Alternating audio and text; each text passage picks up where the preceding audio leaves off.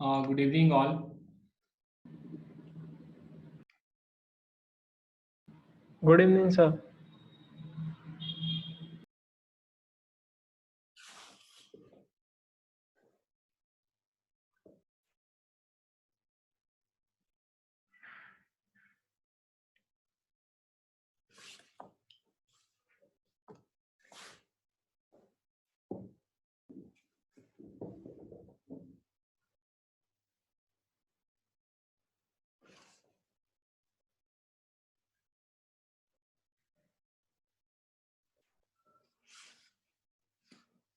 सो हम लोग कंडक्टर्स के बारे डिस्कस कर रहे थे और कंडक्टर्स में कनेक्टिंग द कंडक्टर्स।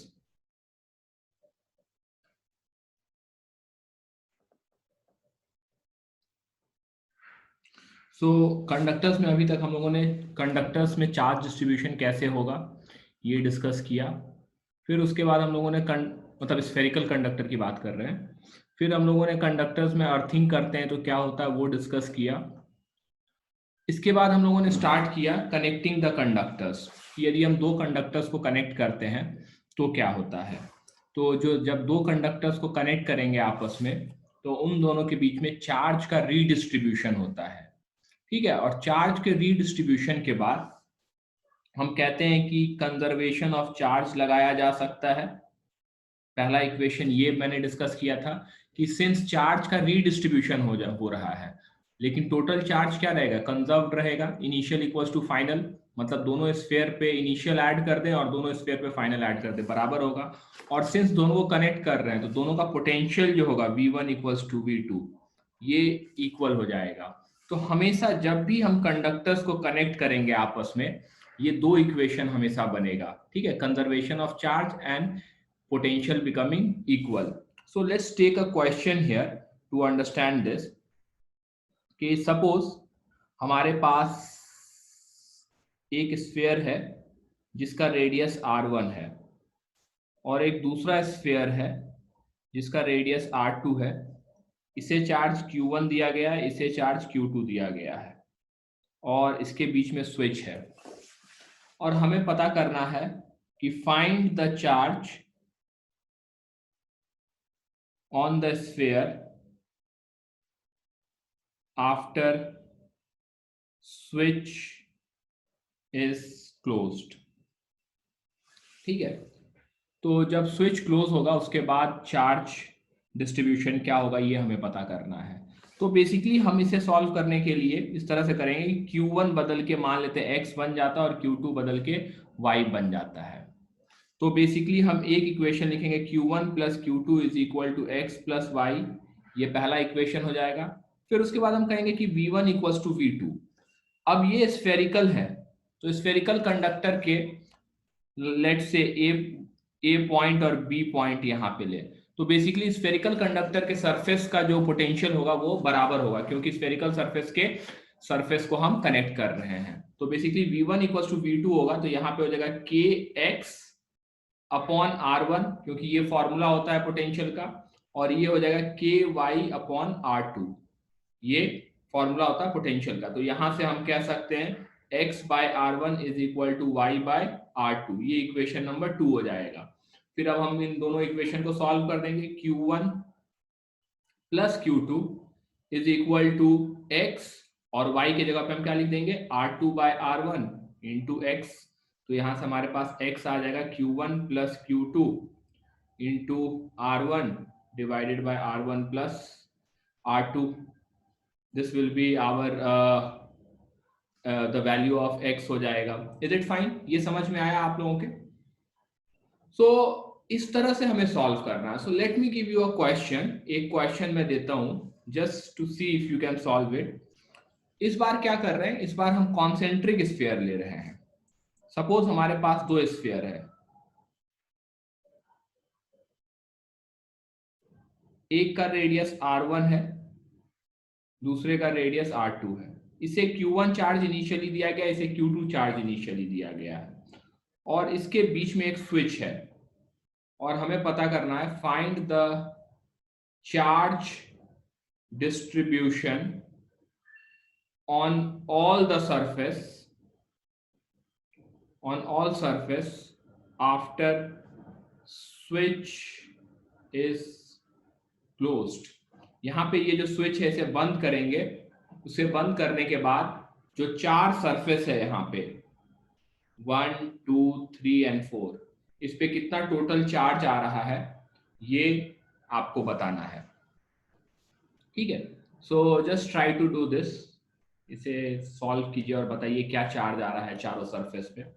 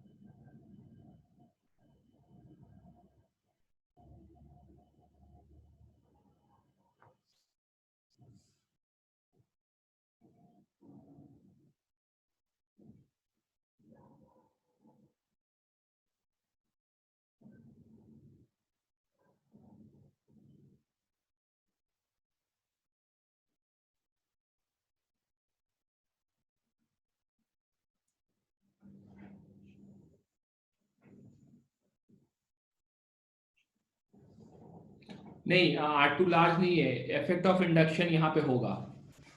ठीक है Chinmay, there will be effect of induction here. पिछले वाले क्वेश्चन में इफेक्ट ऑफ इंडक्शन नहीं था, बट इस क्वेश्चन में इफेक्ट ऑफ इंडक्शन है।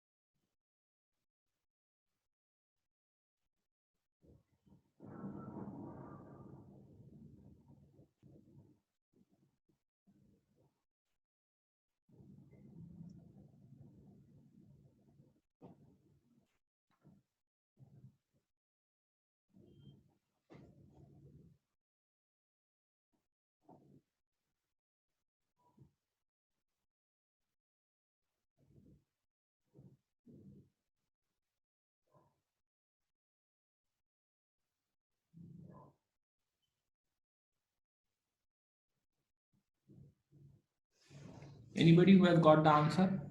Yes, sir. Yes, sir. Just a second. Sir, x, I have taken q1 is equal to x. Q1 बदल के x हो गया, हाँ, and q2 is equal to y. Q2 बदल के y हो गया। First surface charge 0.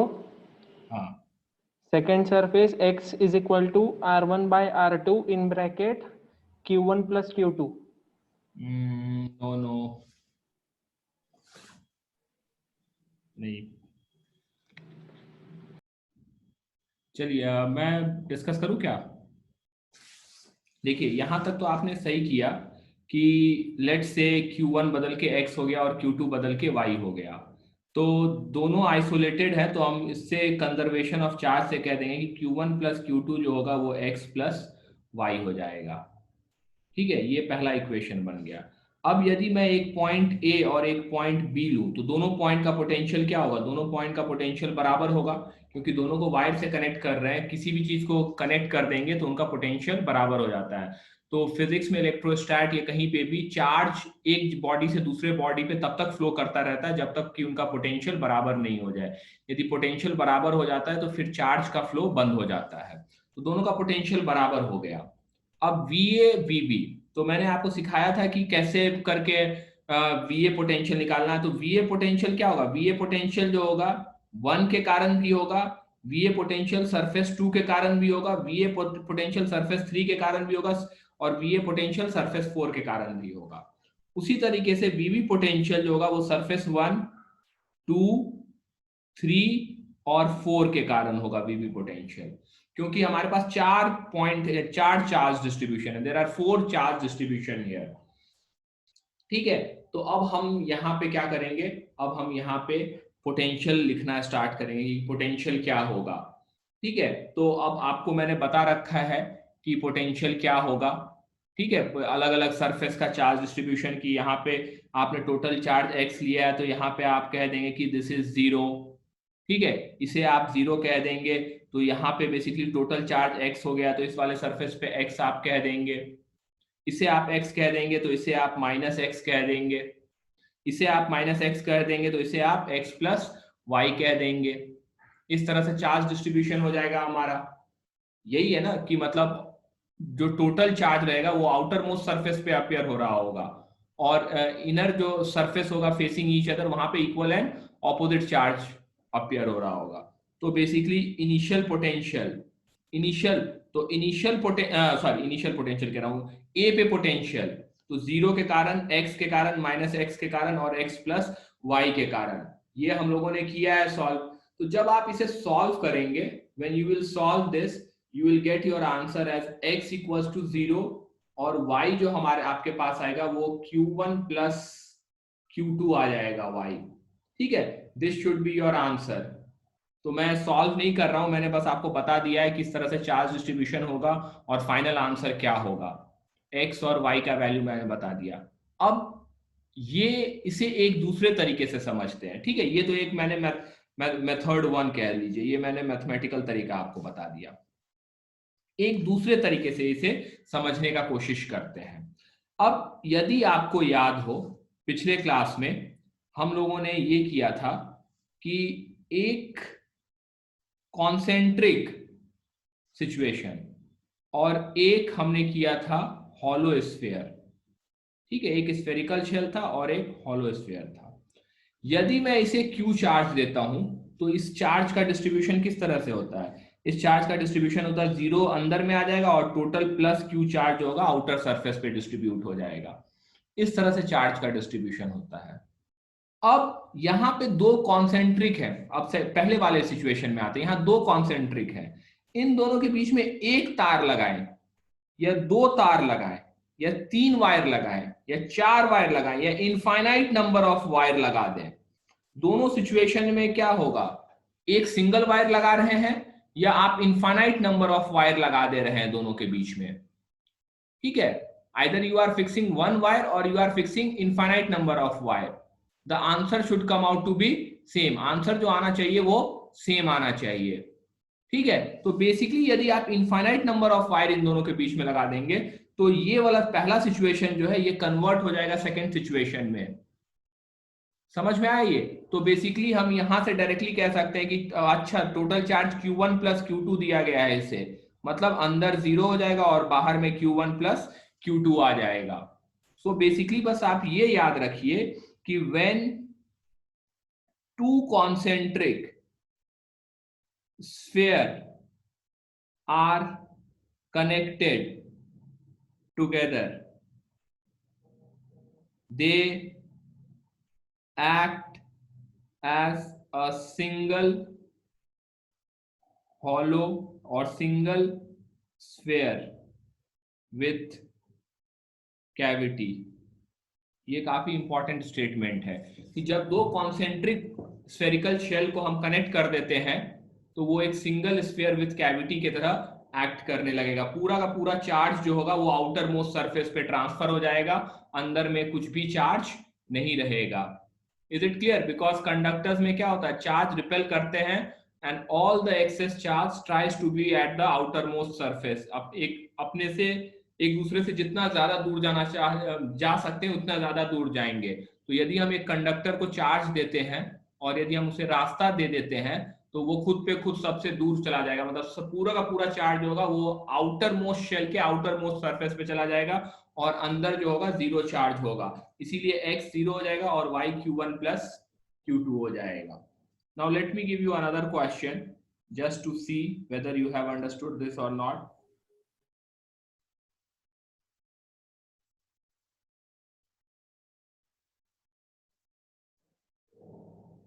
इससे हमने Q1 चार्ज दिया था, इससे हमने Q2 चार्ज दिया था, इसे Q3 चार्ज दिया था।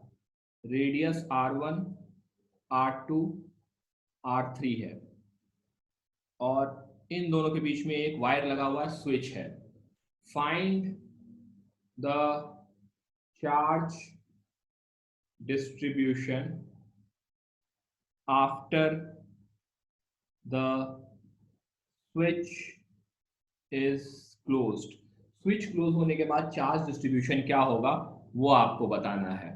सो बताइए जल्दी से। क्या देयर आर 6 सरफेस, 6 सरफेस है, 1 2 3 4 5 6, इन सब पे बताइए।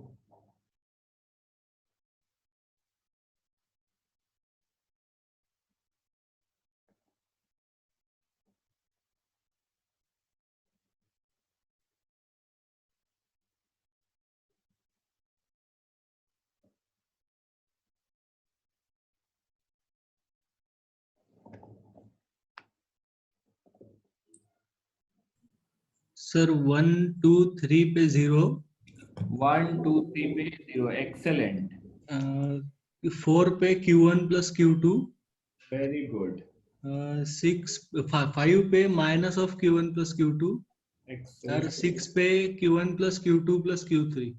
बहुत ही अच्छा, एग्जैक्टली बहुत ही अच्छा। मतलब आपको मैंने जो बताया अभी, आई गेस वो समझ में आ गया है। Any problem in this? ये बाकी लोगों के समझ में आया ये? Yes sir. शक्ति? सर एक बार रिपीट कीजिए। ओके ठीक है, मैं रिपीट करता हूँ। देखो बच्चे, मैंने क्या कहा कि जब भी हम कंडक्टर्स को कनेक्ट करते हैं, ठीक है, दो कंडक्टर को कनेक्ट करते हैं, कनेक्टिंग द कंडक्टर्स, तो उस वैसे क्वेश्चन को सॉल्व करने के लिए हम दो कॉन्सेप्ट यूज करते हैं। कॉन्सेप्ट क्या क्या यूज करते हैं? तो कॉन्सेप्ट यूज करते हैं कि कंजर्वेशन ऑफ चार्ज, ठीक है, Q1 plus Q2 is equal to x plus Y. जो भी दो कंडक्टर को कनेक्ट कर रहे हैं उसमें इनिशियल और फाइनल चार्ज होगा वो बराबर होगा, क्योंकि कहीं और जाने का उसको रास्ता नहीं है, आपस में ही उनके बीच में बंटवारा होगा।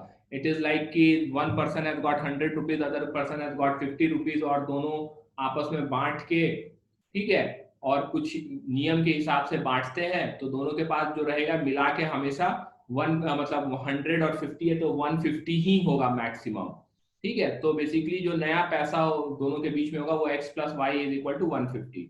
और जो रूल जिसके हिसाब से ये आपस में पैसे को बांटेंगे वो कहते हैं कि दोनों का पोटेंशियल जो होगा वो बराबर हो जाएगा। V1 और V2 दो ऑब्जेक्ट हैं, दोनों को कनेक्ट कर रहे हैं, तो इस तरह से उनमें चार्ज डिस्ट्रीब्यूट होगा so that their potential becomes equal. ये दो कॉन्सेप्ट यूज करते हैं, ठीक है। इन दोनों कॉन्सेप्ट को यूज करके हम लोगों ने ये एक निष्कर्ष निकाला, एक कंक्लूजन निकाला कि यदि दो कंडक्टर्स जो एक के बाद एक प्लेस्ड हैं, यदि एक को Q1 और दूसरे को Q2 चार्ज देते हैं, और यदि ये स्विच को बंद कर देते हैं, तो ये जो Q1 अंदर वाला कंडक्टर है ये Q1 0 हो जाएगा, और ये Q2 जो था ये बेसिकली Y हो जाएगा, और Y का वैल्यू Q1 प्लस Q2 हो जाएगा। मतलब पूरा का पूरा चार्ज बाहर वाले सरफेस पे आ जाएगा। क्यों बाहर वाले सरफेस पे आ जाएगा? क्योंकि ये कंडक्टर है, कंडक्टर में फ्री इलेक्ट्रॉन होता है। फ्री इलेक्ट्रॉन्स जो होते हैं वो एक दूसरे को रिपेल करेंगे, और वो कोशिश करेंगे जितना से मैक्सिमम डिस्टेंस उनके बीच में हो वो हो जाए। तो मैक्सिमम कहाँ होगा? आउटर कंडक्टर का आउटर मोस्ट सरफेस से जो मैक्सिमम डिस्टेंस कुछ नहीं होगा, तो सब इस वायर के थ्रू, जो इन दोनों के बीच में वायर कनेक्ट करेंगे उसके थ्रू पूरा चार्ज जो होगा वो आउटर मोस्ट सरफेस पे आ जाएगा। तो मैंने कहा कि यदि जब भी ऐसा सिचुएशन आएगा तो इस सिचुएशन को आपको ये मानना है, जो हम लोगों ने पिछले क्लास में पढ़ा था हॉलो कंडक्टर का, कि एक कंडक्टर है और उस कंडक्टर को जब हम चार्ज देते हैं कुछ भी Q, तो अंदर में कैविटी पे 0 और बाहर में Q चार्ज आ जाता है। तो अब मैंने क्या किया, यहाँ पे मैंने 3 स्फीयर दिया, ठीक है, और अंदर वाले दो को कनेक्ट कर दिया। तो अंदर वाले दो को कनेक्ट कर दिया तो बेसिकली ये दोनों एक सॉलिड हॉलो स्फीयर की तरह काम करने लगे। अब सॉलिड हॉलो स्फीयर की तरह काम करने लगे तो जो इन दोनों का मिला के जो टोटल चार्ज था वो Q1 प्लस Q2 था। तो यहाँ पे जो चार्ज आ जाएगा वो 0 हो जाएगा और इधर की तरफ Q1 प्लस Q2 हो जाएगा। तो इस वाले सरफेस पे भी 0 और इस वाले भी सरफेस पे 0 हो जाएगा क्योंकि पूरा का पूरा चार्ज आउटर में चला गया। तो यहाँ पे Q1 प्लस Q2 हो गया। तो इसका जो ऑपोजिट सरफेस है यहाँ पे क्या हो जाएगा, minus of Q1 plus Q2 हो जाएगा। और सबसे बाहर में क्या हो जाएगा, Q1 plus Q2 plus Q3। क्यों हो जाएगा Q1 plus Q2 plus Q3? क्योंकि total excess charge outer most surface पे नजर आता है। ये हम लोगों ने डिस्कस किया था कि किसी भी सिस्टम को यदि हम एक्सेस चार्ज देते हैं तो आउटर मोस्ट सरफेस का जो चार्ज होगा वो टोटल एक्सेस चार्ज हो जाएगा। मतलब सबके पास आपस में मिला के जितना चार्ज है उसको ऐड कर देंगे तो आउटर मोस्ट सरफेस का चार्ज हो जाएगा। समझ में आया ये संस्कृति? Yes, sir. ठीक है। Now let me give you another question. ठीक है, थोड़ा सा इसमें वेरिएशन करते हैं।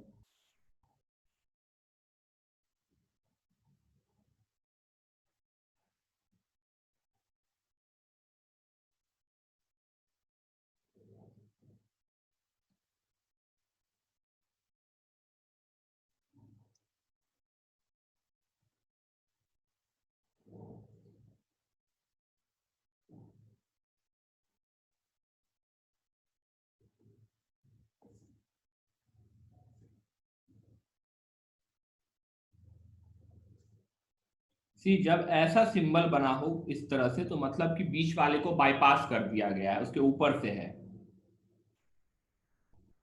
ठीक है, तो बेसिकली जब हम स्विच को बंद करेंगे तो पहला और तीसरा कंडक्टर कनेक्ट होगा।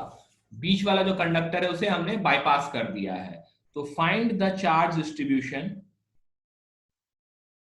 Find the charge distribution after the switch is closed। find the charge distribution after, switch को बंद करेंगे तो उसके बाद जो 6 सरफेस हैं 1 2 3 4 5 6 इन पे कितना कितना चार्ज होगा ये बताना है आपको। Just try to solve this.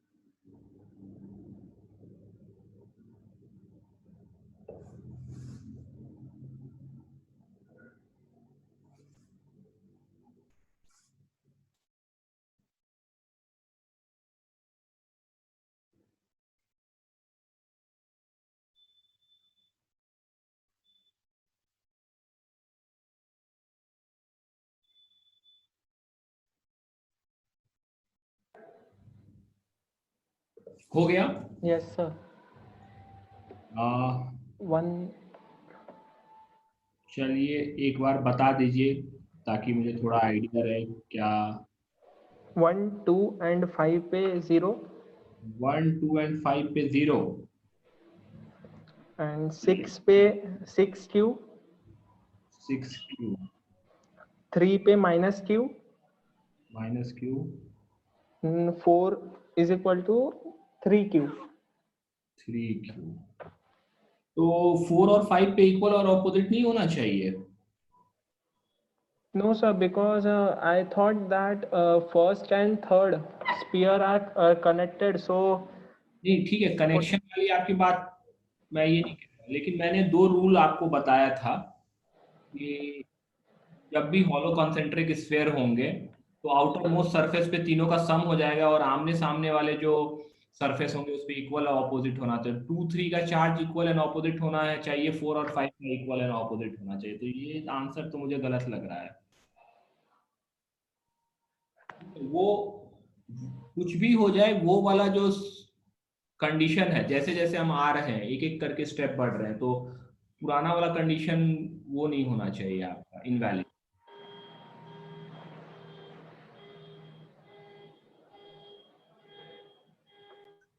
Sir हमने आपने जो अभी एक्सप्लेन किया था उसमें फर्स्ट और सेकंड स्फीयर वो जो कनेक्टेड थे, तो उसके बाद उसके आउटरमोस्ट सरफेस पे उसके जो इनर एक सरफेस पे उन दोनों का एडिशन आया था, दोनों के चार्जेस का। तो यहाँ पे ऐसा क्यों नहीं आएगा, सिर्फ Q और 3Q का एडिशन क्यों नहीं आएगा? लाइक उसमें 2Q भी क्यों ऐड हो जाएगा? नहीं, 2Q नहीं ऐड करेंगे यहाँ पे, रुक जाइए मैं बता रहा हूँ। फर्स्ट ऑफ ऑल हम जो दो स्फीयर कनेक्ट कर रहे हैं वो एक के बाद एक नहीं है, ठीक है, कॉन्जिक्यूटिव नहीं है, पहला और तीसरे को कनेक्ट कर रहे हैं, ठीक है। इससे पहले जितने भी थे वहां पे हम कॉन्जिक्यूटिव को कनेक्ट किए थे, तो हम ये कॉन्सेप्ट लगा रहे थे, ठीक है, जो मैंने बताया। अब यहाँ पे देखिए हमने किसे किसे कनेक्ट किया है, हमने पहले और तीसरे को कनेक्ट किया है, तो Q बदल के मान लेते हैं X बन जाता है और 3Q बदल के Y बन जाता है, ठीक है, लेकिन 2Q चेंज नहीं होगा, 2Q तो वही रहेगा।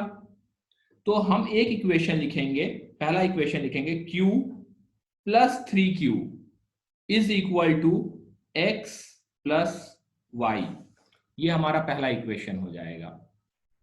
दूसरा इक्वेशन क्या होगा कि यदि हम एक पॉइंट A ले लें और दूसरा पॉइंट B ले लें, तो पोटेंशियल ऑफ A और पोटेंशियल ऑफ B ये बराबर होगा। लेकिन पोटेंशियल ऑफ A और पोटेंशियल ऑफ B कैसे पता चलेगा? पोटेंशियल ऑफ A जो होगा वो 6 सरफेस के कारण होगा, ठीक है, और पोटेंशियल ऑफ B जो होगा वो भी 6 सरफेस के कारण होगा, क्योंकि देयर आर 6 चार्ज डिस्ट्रीब्यूशन।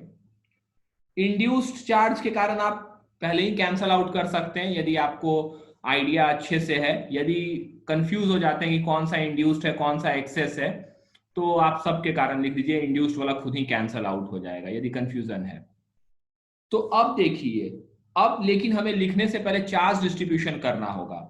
तो अब नया चार्ज डिस्ट्रीब्यूशन जो हमारे पास होगा, यहां पे 0 चार्ज होगा, यहां पे X चार्ज होगा, यहां पे -X चार्ज होगा, यहां पे 2Q प्लस X चार्ज होगा, यहां पे -2Q प्लस X चार्ज होगा, और आउटर सरफेस पे 2Q plus X plus Y charge होगा। ये हमारा चार्ज डिस्ट्रीब्यूशन होगा।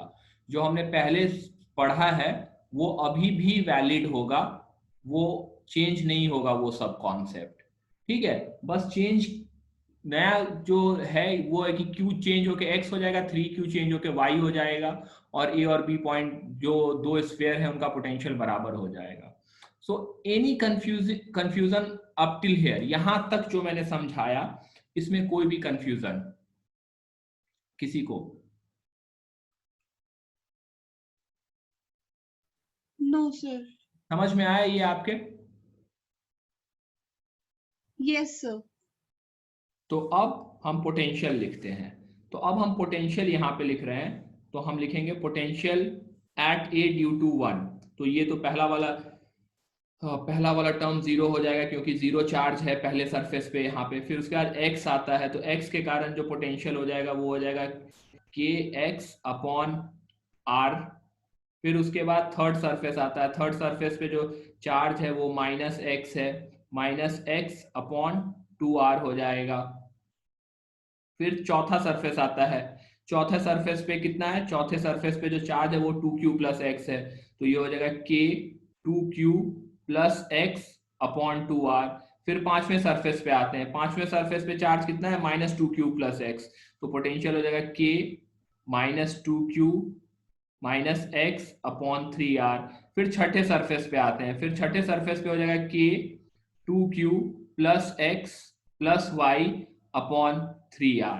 अब दूसरे वाले पे आते हैं, अब दूसरे वाले पे जब आएंगे तो सिंपली हम क्या करेंगे, हम इंड्यूस चार्ज के कारण सब जितने भी इंड्यूस चार्ज है उन सब के कारण छोड़ देंगे और डायरेक्टली हम यहाँ पे लिख देंगे कि जो फाइनल रिजल्ट आएगा वो 2q plus X plus Y upon 3r है ना रेडियस, 4r है, सॉरी ये 4r है, 4r 4r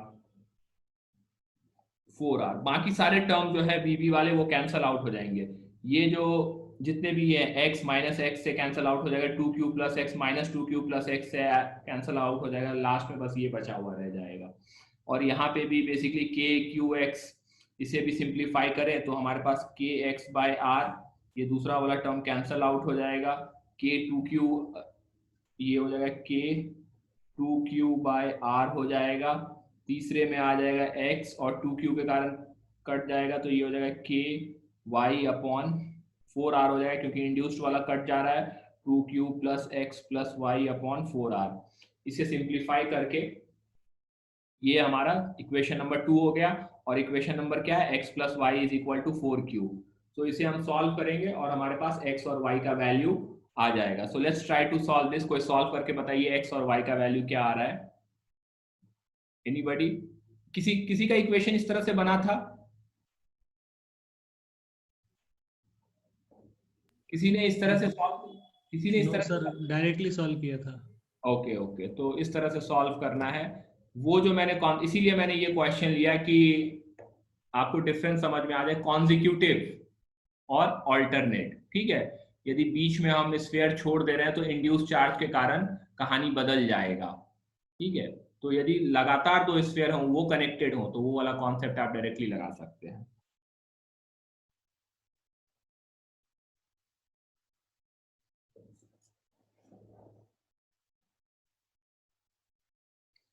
So just try to solve this. K यहाँ पे भी एक k होगा, कट जाएगा। So we have x plus 2q by 2r होगा ना यहाँ पे, ये ध्यान दीजिएगा 2q by 2r है, तो ये हो जाएगा k plus q plus y by 4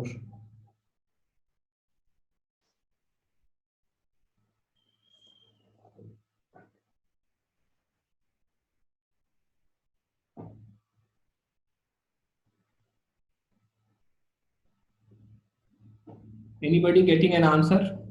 क्या आंसर आ रहा है x और y का value?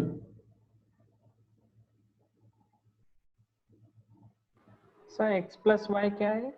x plus Y is equal to 4q plus 3x हो जाएगा ना, x प्लस y, इनर और आउटर का सम।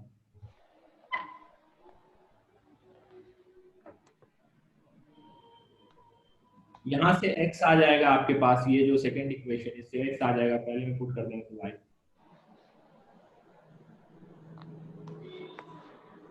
x का वैल्यू कितना है?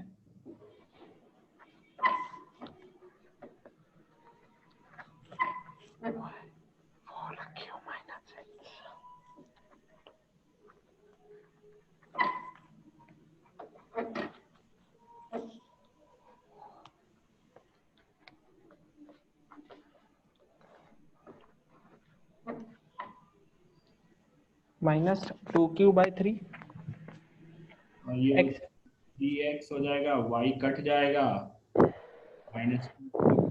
माइनस 2/3 ये आ रहा है। Yes sir. ठीक है, और y का वैल्यू जो y का वैल्यू ऐड कर देंगे इससे, तो ये हो जाएगा y will be equal to q plus 4q plus 2/3q। 10q by 3 नहीं 14q/3 होगा ना। देखिए ये है ना x plus Y is equal to 4q, तो y क्या हो जाएगा 4q माइनस x, तो ये हो जाएगा 4q माइनस माइनस 2/3q, तो ये हो जाएगा 4q प्लस 2/3q, तो ये हो जाएगा 14q/3 हो जाएगा।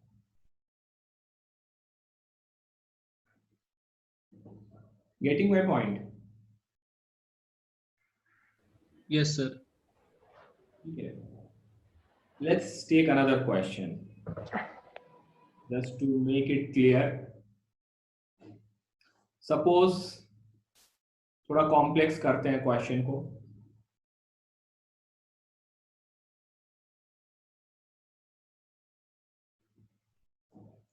हमारे पास 3 स्फीयर है, एक को चार्ज Q दिया गया है, दूसरे को 2Q और तीसरे को 4Q। Radius is R, 2R and 3R।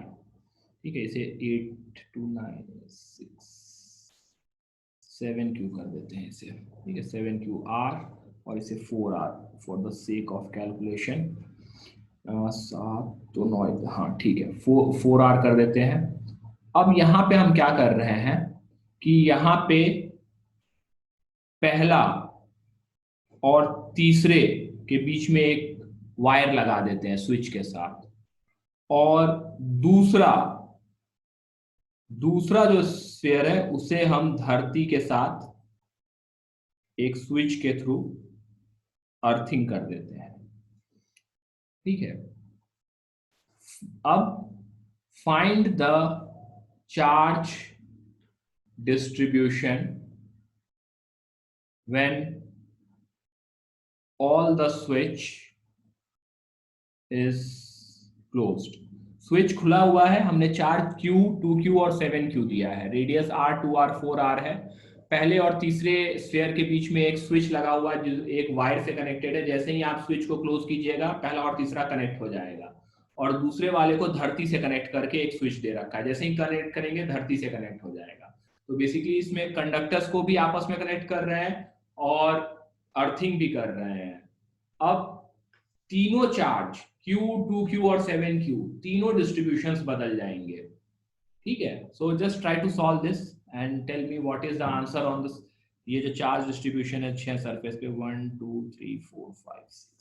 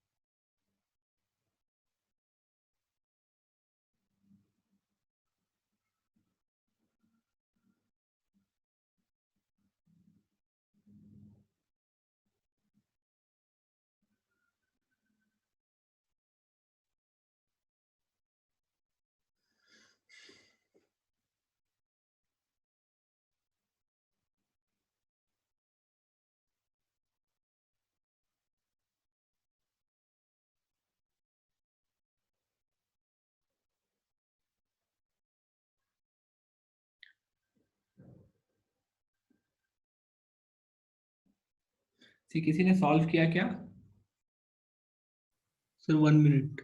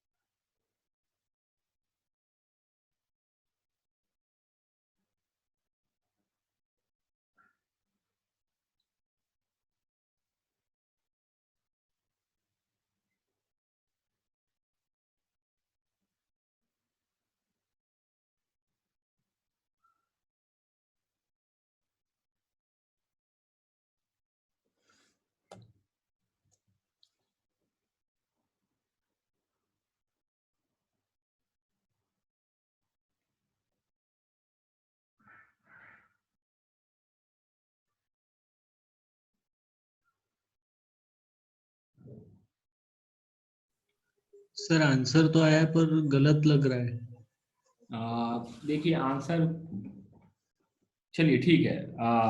इस बार बेसिकली आउटर मोस्ट सरफेस पे 10Q चार्ज नहीं होगा, ये बस मैं बताना चाह रहा हूँ आपको। हाँ, आउटर मोस्ट पे 0 आ रहा है। आउटर मोस्ट पे 0 आ रहा है। चलिए ठीक है। तो हो सकता है गड़बड़ हो। ठीक है, so let's try to solve this question. तो देखिए यहाँ पे मान लेते हैं Q बदल के X हो जाता है, ठीक है, 2Q बदल के Y हो जाता है और 7Q बदल के Z हो जाता है। इस बार तीनों ही चार्ज चेंज होंगे।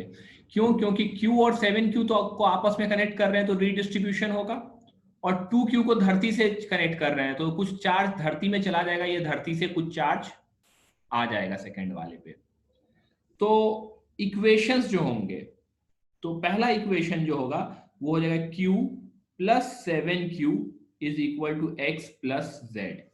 ये एक इक्वेशन बनेगा। Any problem in this equation? ये सबके समझ में आया? फिर दूसरा इक्वेशन जो बनेगा, लेट्स से मैं 3 पॉइंट ले लेता हूं A, B एंड C। तो दूसरा इक्वेशन जो बनेगा वो बनेगा A और B का पोटेंशियल बराबर हो जाएगा। क्यों A और B का पोटेंशियल बराबर हो जाएगा? क्योंकि इन दोनों को हम कनेक्ट कर रहे हैं। सॉरी, A और C का पोटेंशियल बराबर हो जाएगा क्योंकि इन दोनों को कनेक्ट कर रहे हैं। और तीसरा इक्वेशन जो बनेगा वो होगा B का पोटेंशियल 0 हो जाएगा। क्यों B का पोटेंशियल 0 हो जाएगा? क्योंकि हम उसे अर्थ से कनेक्ट कर रहे हैं। तो हमारे पास ये 3 इक्वेशन बनेंगे। पोटेंशियल के लिए हमें जो है चार्ज डिस्ट्रीब्यूशन चाहिए होगा। पोटेंशियल कैलकुलेट करना है तो चार्ज डिस्ट्रीब्यूशन चाहिए होगा। तो अब चार्ज डिस्ट्रीब्यूशन क्या होगा? तो चार्ज डिस्ट्रीब्यूशन मैं यहां लिख रहा हूं 0 x minus x plus y minus x plus y x plus y plus z। ये हमारा चार्ज डिस्ट्रीब्यूशन हो जाएगा। अब चार्ज डिस्ट्रीब्यूशन मैंने लिख दिया। अब जो पोटेंशियल होगा वो बस एक्सेस चार्ज के कारण होगा, इंड्यूस चार्ज के कारण नहीं होगा। ठीक है, या तो हम 6 सरफेस के लिए लिख सकते हैं, ठीक है, थोड़ा कम्बरसम होगा लिखना, या हम क्या कर सकते हैं बस एक्सेस चार्ज के कारण लिखें, इंड्यूस चार्ज के कारण नहीं लिखें। तो मैं थोड़ा बेसिकली अब इक्वेशन को बेसिकली अभी तक काफी डिटेल में लिखता था, इसे मैं शॉर्टकट में अब थोड़ा छोटा कर करके लिखूंगा। तो ये जो सेकेंड इक्वेशन होगा VA इक्वल्स टू VC, इसे मैं किस तरह से लिख सकता हूं? एक्सेस चार्ज क्या है? X, Y और Z, यही एक्सेस चार्ज है। तो बेसिकली x जो है, x के कारण पोटेंशियल जो होगा a पॉइंट पे वो हो जाएगा k x upon r, y के कारण जो पोटेंशियल हो जाएगा वो हो जाएगा k y अपॉन 2r, और z के कारण जो पोटेंशियल हो जाएगा वो हो जाएगा k z अपॉन 4r। अब x y और z इसके कारण जो है, अब हम बेसिकली सी पॉइंट को पोटेंशियल लेते हैं, तो सी पॉइंट पे पोटेंशियल हो जाएगा x plus Y plus Z divided by 4r, ये हमारा इक्वेशन बन जाएगा।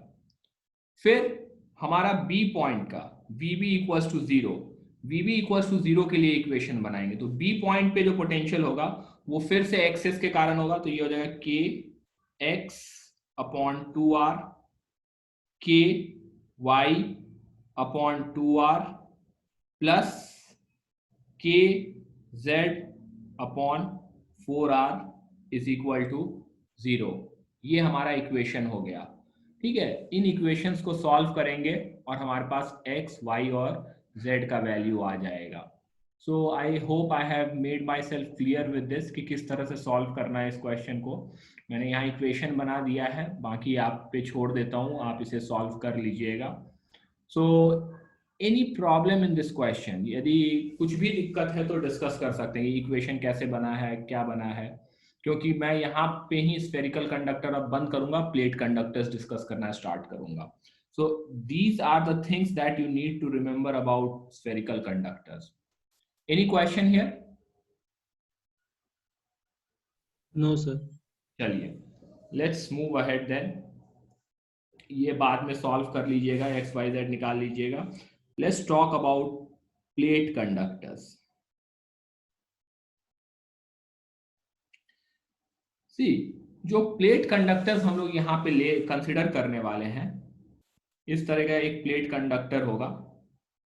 बेसिकली ये जो है ये थिकनेस है, ये थिकनेस है, T is equal to thickness, और ये जो थिकनेस होगा this will be very small, बहुत ही पतला होगा, मतलब टेंडिंग टुवर्ड्स 0 होगा थिकनेस, कुछ होगा थिकनेस बट टेंडिंग टुवर्ड्स 0 होगा।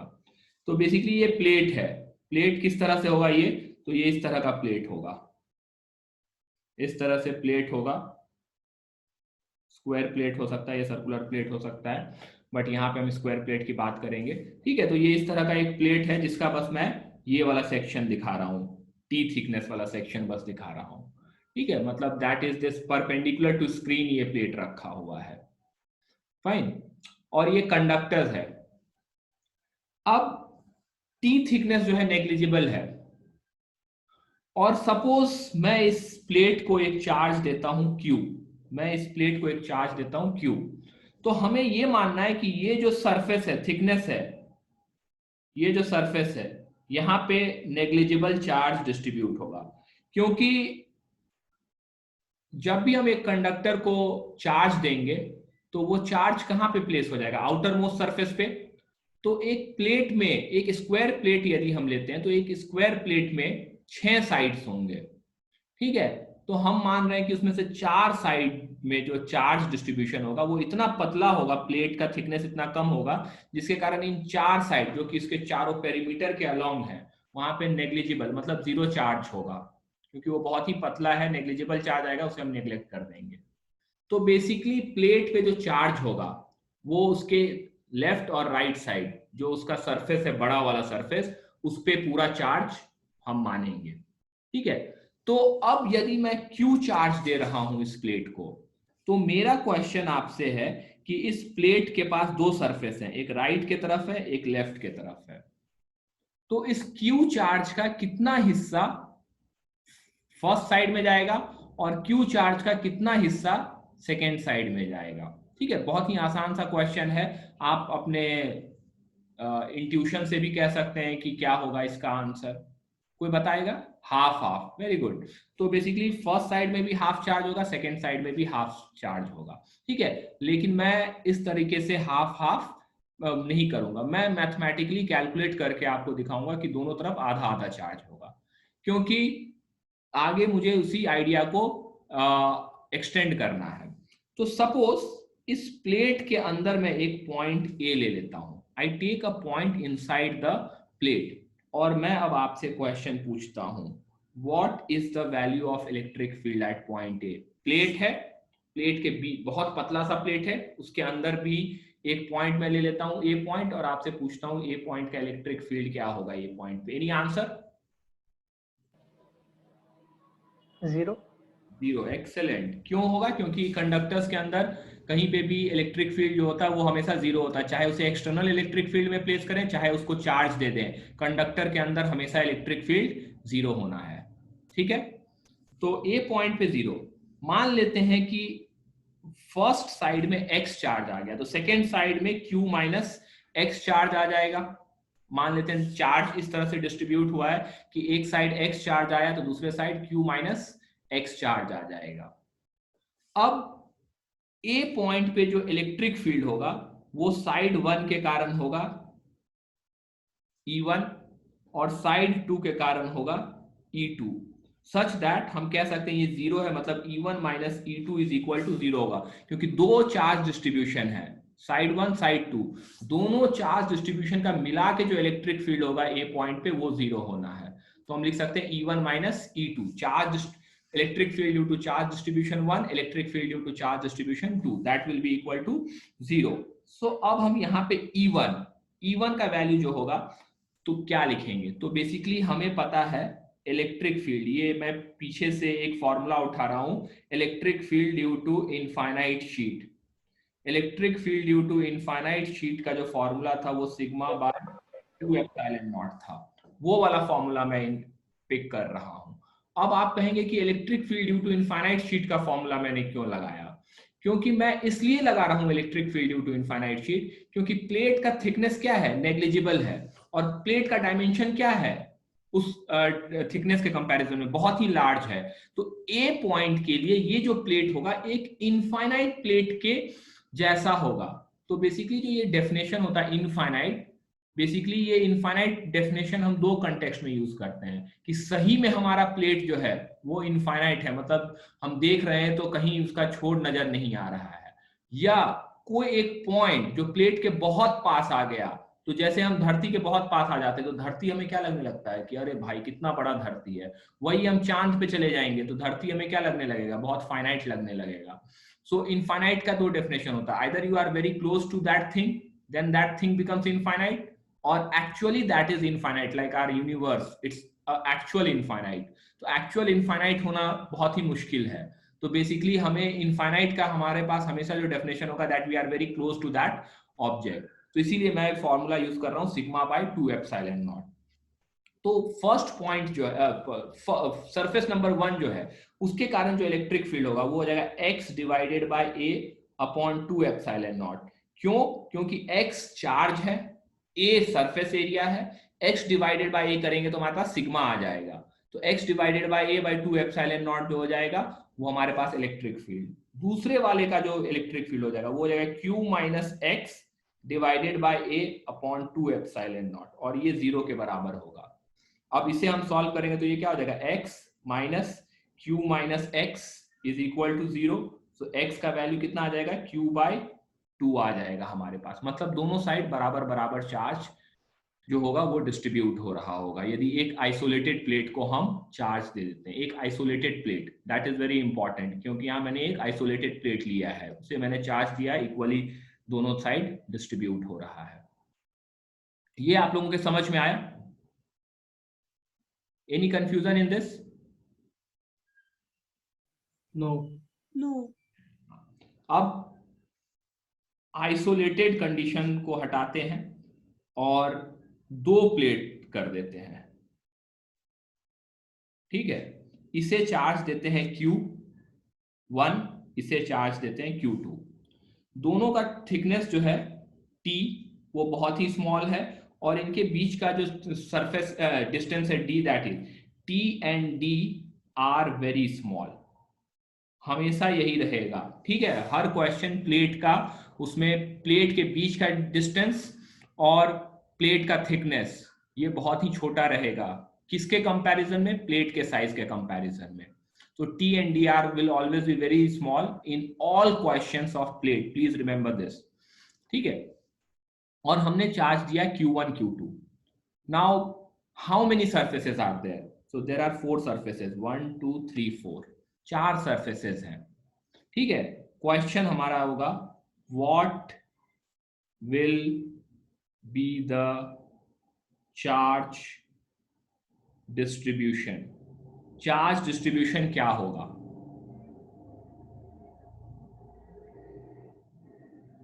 Am I audible? आवाज आ रही है? Yes sir. तो चार्ज डिस्ट्रीब्यूशन क्या होगा ये पूछा जा रहा है। ठीक है, तो हम इस तरह से करेंगे। यहाँ पे हम 2 पॉइंट सेलेक्ट करेंगे, लेट्स से ए और बी पॉइंट। अब मेरा पहला क्वेश्चन है आपसे, इलेक्ट्रिक फील्ड ए पे क्या होगा और इलेक्ट्रिक फील्ड बी पे क्या होगा? 0 0। Very good, excellent. ठीक है, दोनों पॉइंट पे इलेक्ट्रिक फील्ड 0 और 0 होगा। ए पॉइंट पे जो इलेक्ट्रिक फील्ड होगा वो 4 चार्ज डिस्ट्रीब्यूशन के कारण होगा, E1 plus E2 plus E3 plus E4। इन चारों का वेक्टर सम के कारण 0 होगा। सिमिलरली EB पे भी जो होगा वो E1 E2 E3 E4, इन चारों के वेक्टर सम के कारण इलेक्ट्रिक फील्ड 0 होगा। यदि मैं इधर की तरफ x चार्ज लेता हूं तो यहाँ पे जो चार्ज होगा वो Q माइनस एक्स हो जाएगा। और यदि मैं यहाँ पे चार्ज y ले लेता हूं तो इधर की तरफ जो चार्ज होगा वो Q2 माइनस वाई हो जाएगा। ठीक है, और सम करेंगे, दोनों आइसोलेटेड प्लेट है तो Q1 और Q2 दोनों पे चार्ज होगा। ये मैंने चार्ज डिस्ट्रीब्यूशन ले लिया चारों सरफेस पे। Any problem in this? कोई प्रॉब्लम नहीं है। तो अब हम पहला देखते हैं, electric field at A. So electric field at A 0 होगा और वो चारों के कारण होगा। तो ए पॉइंट पे यदि मैं चारों को पॉजिटिव ही चार्ज मानूं तो ए पॉइंट पे 1 के कारण जो इलेक्ट्रिक फील्ड होगा वो राइट के तरफ डायरेक्टेड होगा पॉजिटिव चार्ज के कारण, और 2 3 4 के कारण जो इलेक्ट्रिक फील्ड होगा वो लेफ्ट के तरफ होगा, क्योंकि पॉजिटिव चार्ज है। पॉजिटिव चार्ज के कारण किसी भी पॉइंट पे इलेक्ट्रिक फील्ड जो होता है अवे फ्रॉम द चार्ज होता है, इसीलिए मैंने यहां से ये डायरेक्शन मार्क किया। तो ये हमारे पास E1 क्या हो जाएगा? E1 हो जाएगा sigma that is x by a upon 2 epsilon naught minus E2 E3 E4। तो E2 हो जाएगा Q1 plus x by a upon 2 epsilon naught minus y upon a upon 2 epsilon naught plus Q2 minus y upon a upon 2 epsilon naught. ये हमारा एक equation हो गया, इसे 1 कह देते हैं। दूसरा इक्वेशन EB इक्वल्स टू 0 के लिए आता है, तो 0 इज इक्वल टू 1 2 3 4, मतलब B पॉइंट पे पहले सरफेस 1 के कारण जो इलेक्ट्रिक फील्ड होगा वो इधर की तरफ होगा, 2 के कारण जो इलेक्ट्रिक फील्ड होगा वो भी इधर की तरफ होगा, 3 के कारण जो इलेक्ट्रिक फील्ड होगा वो भी इधर की तरफ होगा, लेकिन 4 के कारण जो इलेक्ट्रिक फील्ड होगा वो ऑपोजिट डायरेक्शन में होगा।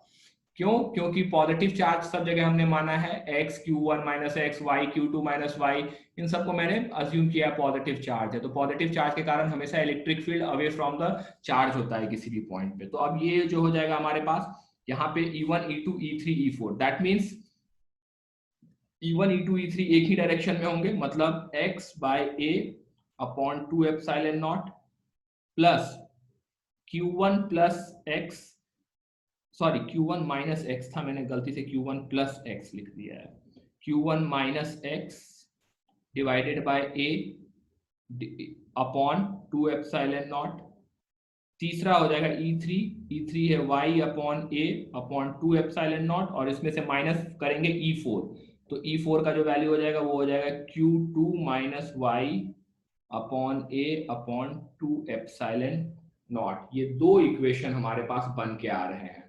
इन दोनों इक्वेशन को सॉल्व करेंगे आप तो आपके पास x और y का वैल्यू आ जाएगा। कोई बताएगा x और y का वैल्यू क्या आया है? सर फर्स्ट इक्वेशन में वो माइनस होना ना, थर्ड वाला टर्म। हाँ sorry, third, thank you.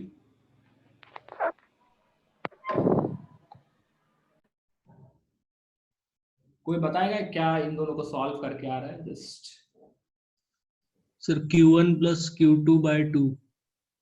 x आ रहा है Q1 plus Q2 by 2, by same. y भी आ रहा है Q1 प्लस Q2 बाय 2, ये कह रहे हैं आप? यस। चलिए देखते हैं एक बार। देखिए पहला इक्वेशन से हमारे पास हो जाएगा x और ये 2 एप्सिलॉन नॉट सब जगह से कैंसिल आउट हो जा रहा है, minus Q1 plus x minus y minus Q2 plus y is equal to 0. So basically y gets cancelled out. We have 2q x is equal to q1 plus q2 by 2 आ जाएगा. दूसरा equation देखते हैं. दूसरे equation में x plus q1 minus x plus y minus q2 plus y. तो basically x gets cancelled out. y जो हो जाएगा हमारे पास दिस इज 2y और ये हमारे पास हो जाएगा q1 और माइनस q2 है, तो ये हो जाएगा q2 minus q1 divided by 2. ये आ रहा है I guess. Clear? Yes sir. अब यहाँ पे चार्ज डिस्ट्रीब्यूशन एक बार देखते हैं. ठीक है, चार्ज डिस्ट्रीब्यूशन चारों सरफेस पे देख लेते हैं. तो जो हमारा पहला सरफेस था इस पे हमने क्या माना है, चार्ज x. तो यहाँ पे चार्ज आ जाएगा q1 प्लस q2 बाय 2. दूसरे सरफेस पे हमने क्या माना है, दूसरे सरफेस पे हमने माना है q1 माइनस x माना है, q1 माइनस x. तो q1 minus q1 plus q2 by 2, तो ये हमारे पास आ जाएगा 2q1 minus q1 minus q2 by 2. तो ये हमारे पास आ जाएगा q1 माइनस q2 बाय 2. तो बेसिकली इस वाले सरफेस पे जो चार्ज डिस्ट्रीब्यूशन होगा वो हो जाएगा q1 माइनस q2 बाय 2. इस सरफेस में हमने शायद y माना है, तो y माना है और y का वैल्यू जो आया है वो q2 माइनस q1 है. तो ये जो होगा ये q2 माइनस q1 बाय 2 हो जाएगा. और चौथे सरफेस पे जो हमने चार्ज माना है फोर्थ सरफेस पे वो q2 माइनस y कंसिडर किया है. तो q2 माइनस y कंसिडर किया है, तो यहाँ पे यदि हम q2 माइनस y करें तो ये हो जाएगा q2 माइनस q1 बाई 2. ठीक है, तो इसे आप यदि सॉल्व करेंगे तो आपके पास आंसर आ जाएगा q1 प्लस q2 बाई 2. ये आपके पास आंसर आ जाएगा. ठीक है, तो ये हमारे पास चार्ज डिस्ट्रीब्यूशन आ गया. ये चारों सरफेस का चार्ज डिस्ट्रीब्यूशन आ गया. बहुत ही ज्यादा कैलकुलेशन करने के बाद हमने इतना सारा कैलकुलेशन किया और इसके बाद ये चार्ज डिस्ट्रीब्यूशन हमने सक्सेसफुली कैलकुलेट कर लिया. तो बेसिकली आगे से इतना कैलकुलेशन नहीं करेंगे, कभी कदाल ही इंपॉर्टेंट स्पेशल सिचुएशन में इतना कैलकुलेशन करेंगे. वो सिचुएशन मैं आपको बताऊंगा. आगे से आप क्या करेंगे, आप 2 पॉइंट याद रखेंगे, that the charge appearing on outer surface of both the plate is equal to half of total excess charge given to the system. देख रहे हैं यहाँ पे क्या है, आउटर मोस्ट, दोनों प्लेट का जो आउटर सरफेस है उस पे कितना आ रहा है, q1 प्लस q2 बाय 2 आ रहा है. दूसरा पॉइंट ये याद रखेंगे, the charge appearing on 2 surface facing each other is equal and opposite. मतलब जो ये दो इनर सरफेस जो एक दूसरे को फेस कर रहे हैं इस पे आप देखिएगा तो इक्वल एंड ऑपोजिट चार्ज आ रहा है. एक तरफ q1 माइनस q2 बाई 2 है तो दूसरी तरफ q2 माइनस q1 बाई 2 है. तो यदि ये 2 पॉइंट आपको याद रहा तो ऊपर जितना भी कैलकुलेशन है वो कैलकुलेशन आपको नहीं करना पड़ेगा. ठीक है, you will not need to do the calculation that we have done here. यहाँ पे इतना सारा कैलकुलेशन जो किए हैं और इसमें कैलकुलेशन एरर का भी बहुत चांस होता है, तो इसीलिए पॉइंट याद रखना बेटर रहेगा. सपोज मैं एक सिंपल सा क्वेश्चन लेता हूं कि हमारे पास 2 प्लेट्स हैं. मान लेते हैं एक प्लेट को मैंने चार्ज दिया 3q और एक प्लेट को मैंने चार्ज दिया -q. और अब हमारे पास 4 सरफेस है 1 2 3 4 और मैं पूछूंगा what is the charge distribution on this 4 side. तो एक तरीका तो ये है कि आप A और B पॉइंट्स लेंगे, electric field eight A and B 0 करेंगे, लंबा चौड़ा सा मेथड करेंगे और आंसर आएगा। और एक दूसरा तरीका है जो हमने ऊपर में वो किया है कि total charge appearing on 1 and 4 surface 1 पे जो टोटल चार्ज होगा Q on 1, ठीक है, Q on 1 and Q on 4 ये दोनों बराबर होंगे और ये कितना होगा total half of the total charge. तो टोटल चार्ज कितना है 3Q plus minus Q divided by 2, तो ये कितना आ जाएगा 3Q 2Q by 2, ये Q1 और Q4 इस सरफेस पे Q चार्ज आ जाएगा और इस सरफेस पे भी Q चार्ज आ जाएगा। अब अगला क्वेश्चन है कि 2 और 3 पे कितना चार्ज आएगा, तो 2 और 3 पे इक्वल एंड ऑपोजिट चार्ज आएगा। मान लेते हैं 2 पे x चार्ज आ रहा है तो 3 पे कितना चार्ज आएगा -x आएगा। और हम ये भी कह सकते हैं कि Q प्लस x जो होगा Q प्लस x वो 3Q के बराबर होगा, क्योंकि टोटल चार्ज 3Q है, एक साइड Q है दूसरी तरफ x मान रहे हैं, तो x का वैल्यू कितना हो जाएगा 2Q हो जाएगा। तो यहाँ पे चार्ज जो आएगा वो 2Q आएगा और इस साइड जो चार्ज आएगा वो -2Q आ जाएगा। और अब आप देख रहे हैं -2Q को Q से कलेक्ट करेंगे तो हमारे पास वापस से -Q चार्ज आ जाएगा। सो आई होप ये समझ में आया, सबके समझ में आया किस तरह से चार्ज डिस्ट्रीब्यूशन करेंगे प्लेट पे। Yes sir. Yes sir.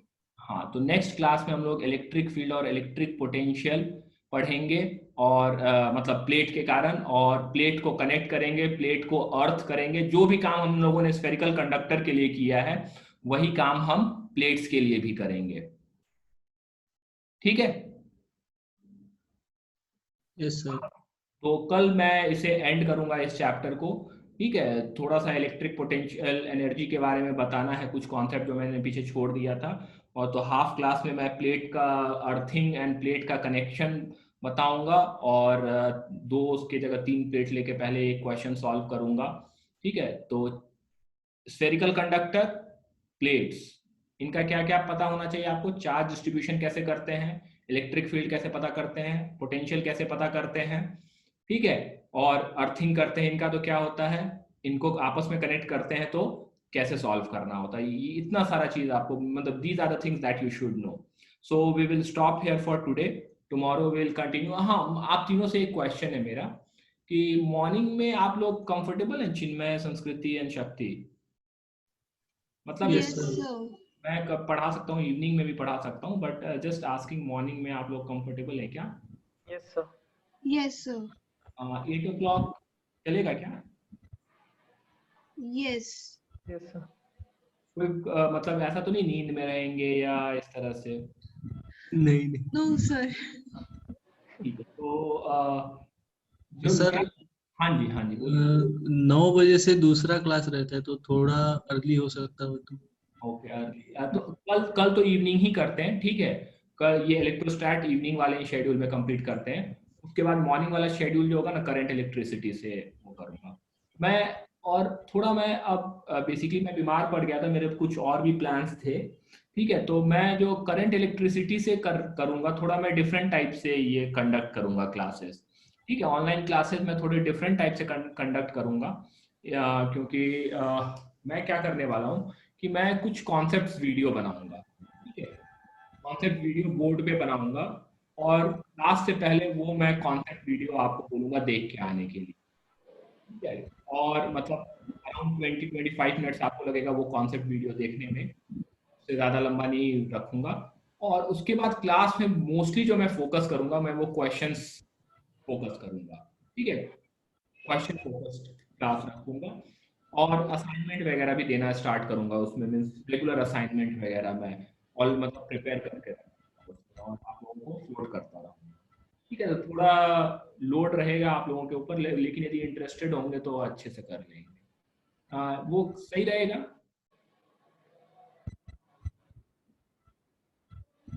कर लेंगे ना? Yes sir. Yes sir. So let's end the class here. Thank you sir. Okay.